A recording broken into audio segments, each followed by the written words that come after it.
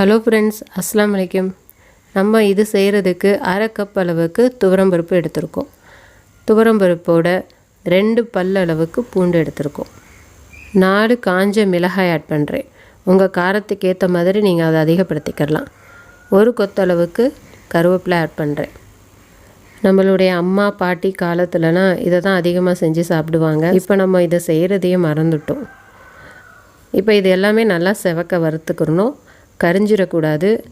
நல்லா செவந்தால் மட்டும்தான் இது சாப்பிட்றதுக்கு நல்லாயிருக்கும். கரிஞ்சிருச்சு அப்படின்னா அந்த டேஸ்ட்டே மாறி போயிடும். அதனால் அது கொஞ்சம் கவனமாக இருந்துக்கோங்க. இப்போ இது நல்லா வறுபட்டுருச்சு. இப்போ நம்ம ஸ்டவ் ஆஃப் பண்ணிவிட்டு இதை லேசாக ஆற விட்டுடலாம். ஆற விட்டதுக்கப்புறமேலே மிக்ஸி ஜாரில் மாற்றி நம்ம உப்பு போட்டு நம்ம துவையல் பதத்துக்கு அரைச்சி எடுத்துக்கலாம்.